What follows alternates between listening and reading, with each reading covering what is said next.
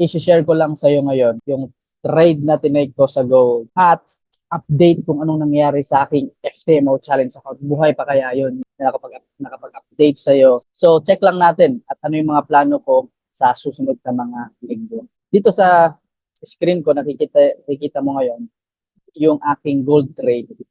Kinuha ko tong trade na to, tinake ko tong trade na to last Monday.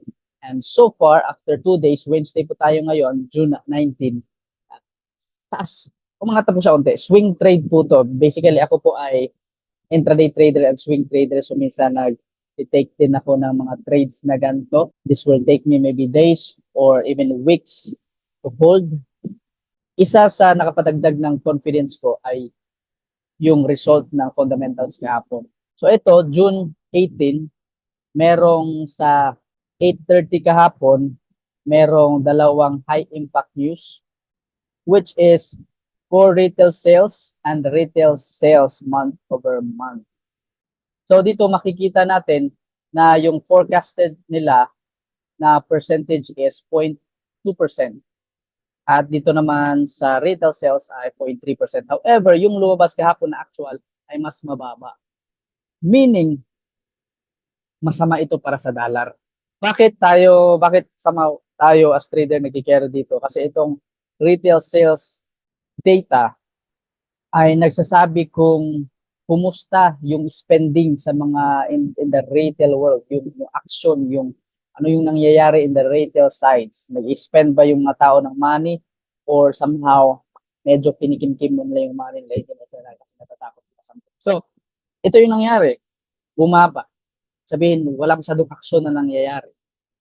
Di ba? So, that adds doon sa trade ko sa gold. Again, wala naman talagang sure na trade, pero somehow adds sa aking confidence. Sa aking confidence. Hindi pala confident.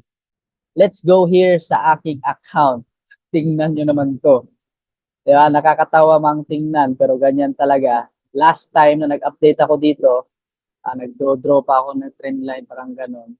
Pero, samaang palad, bumagsak, diba? Nag-losing streak ako dyan. April po yan. Last April.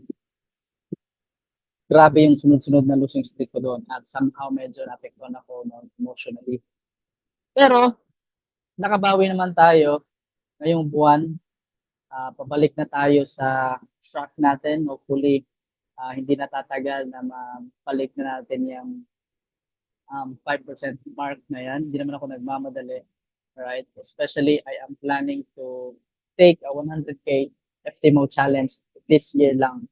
Sana. Okay, dapat ko lang talaga maging disiplinado sa maliit na account. Kasi sabi, if disiplinado ka sa maliit, disiplinado ka rin sa mga malalaki. Okay, so kung ano yung kaya mong i-practice muna ngayon, kaya mo lang muna sa ngayon, dun ka muna. Yan, 10K account na ito yung pinakamababa sa FTMO. Pero dito muna ako, tinatry ko yung disiplina ko dito, lahat-lahat. Para pag-take ko in the coming months ng 100K FTMO challenge, medyo andun na yung foundation natin in being disciplined. So, ito yung consistency score ko. So far, so good naman, 92%. Ito yung aking average profit, which is $51. Bumaba siya compare last months. Mababa din yung aking average risk-reward ratio, especially yung aking profit factor. Medyo mababa din siya. No? Yung goal ko dyan is at least 2 or 3. Mababa din yung win rate ko. Pero actually, mas mababa yan last April. So, ngayon, let's go on the technical side naman.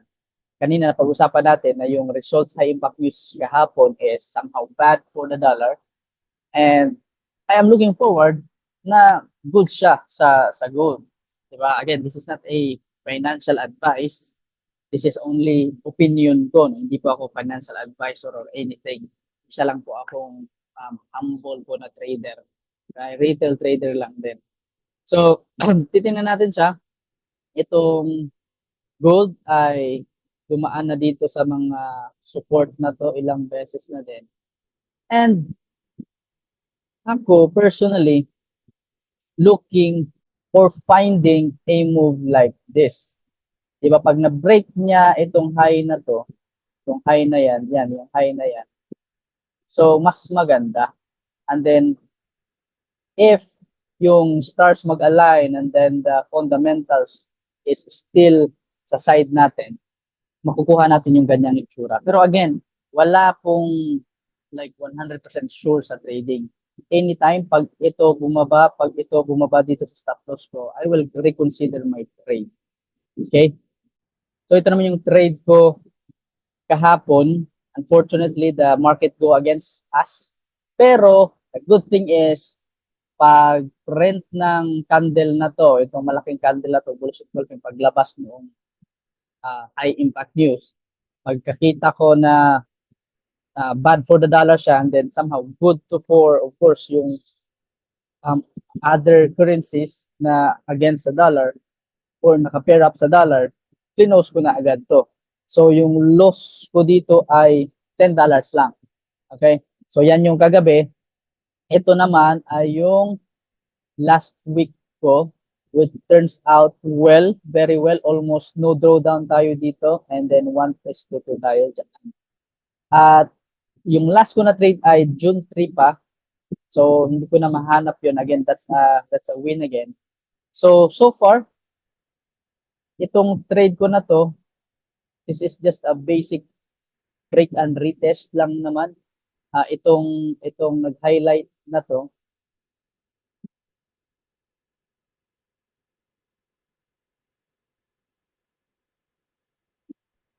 ito yon sa 4-hour candle. Then pag-break niya dito, nag-break pa itong isang low na to. And I'm thinking sa isang malaking H4 candle that time, pumunta ako sa M5 sa 5 minutes.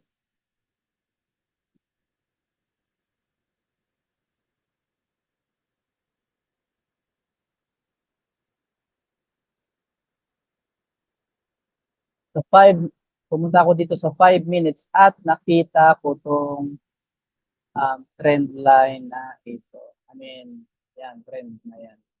So, dito ako banda nag-enter ng aking trade. So, pag break niya, and then nag-retest siya dyan, then itong candle na to mismo na enter. By the way, itong mga sinashare ko dito is my own opinion lang. Hindi po ako expert in anything. Bago pa lang din po ako sa trading. I just want to somehow share kung ano yung nalalaman ko so far for now. Alam ko na throughout the coming years, marami pa akong mas matutunan. And then the more na mas natututo ako, the more na somehow i-share ko siya dito sa channel ko na to. Kasi 5 years from now, I will look back at this video ngayon and then I'll be thankful dahil hindi ako huminto sa aking trading journey. Maybe I am driving my Ford Raptor that time, diba, with my mansion and my wife and my kids with me. So, this is just somehow a history lang sa akin, diba? Call me anything, pero I'm happy with this. I'm happy with my life. And I just want to share something here kung ano yung nasa opinion ko. So, thank you so much for watching. If na-enjoy mo tong video na to and if you like na makapanood ng mga videos ko somehow, so click the like and then of course, subscribe tayo. Let's go!